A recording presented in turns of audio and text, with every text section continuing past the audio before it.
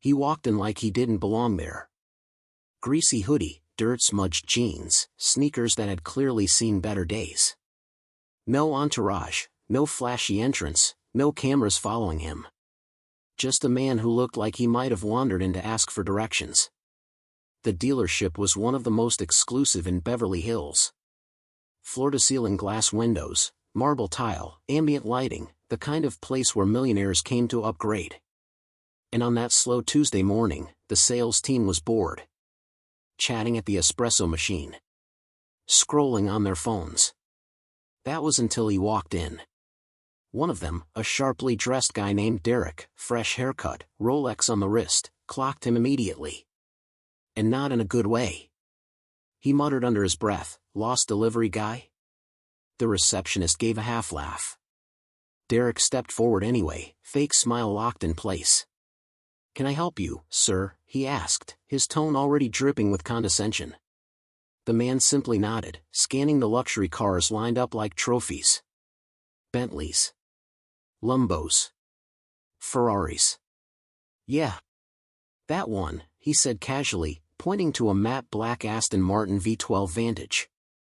It was parked at an angle near the front, a $400,000 machine, custom trim, limited edition.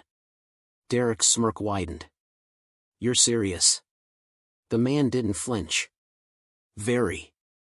Derek looked him up and down, not even trying to hide it anymore. "Sir, this vehicle starts at $400,000. You're welcome to look, but we generally require an appointment if you're serious about buying." At this point, a few of the other employees were watching, amused. A couple even chuckled. The man didn't get defensive. He didn't argue. He just tilted his head and calmly said, "Can you get your manager?" Derek rolled his eyes and turned away, muttering, "Sure, why not?" 2 minutes later, the general manager, a tall, sharply dressed woman named Celeste, walked out with a forced smile, clearly wondering why she was being pulled from a meeting. "Good morning," she said to the man. "How can I assist you?" The man didn't waste time. "I want to buy the Vantage. Today. Full price, cash. But before we move forward, I need one thing." Celeste blinked, glancing at Derek. "Which is?"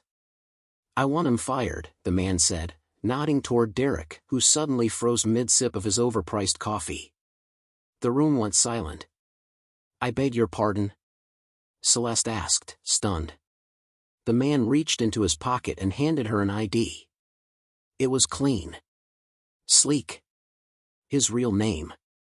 Her face changed in an instant. Jaw dropped. Eyes wide. She whispered, "Oh my God, you're..." He raised a hand. "Don't say it." "Not yet." Derek leaned forward, confused. "Wait, who is he?" Celeste didn't answer. She looked at the ID again.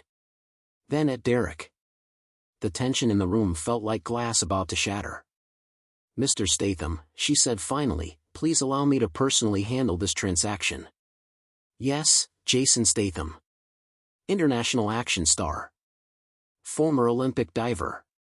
A man who could buy half the cars in the room and not blink. And he'd just been treated like garbage because of how he looked." Jason nodded once. "Thank you." "And?" Celeste turned to Derek. "You're done.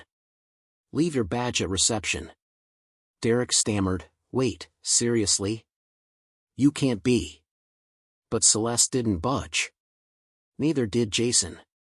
As Derek stormed out, Jason turned to the others watching like statues. Never judge people based on appearance. You might not like how that ends. An hour later, he was sitting in the driver's seat of the Vantage, signing papers with a silent smile. No gloating. No showmanship. Just a man who wanted a car, and a little respect. Before leaving, he handed Celeste a $10,000 tip. "For being fair," he said. Then he pulled away, the engine growling like thunder through the polished showroom glass. Everyone left inside just stood there, stunned, embarrassed, and definitely not laughing anymore.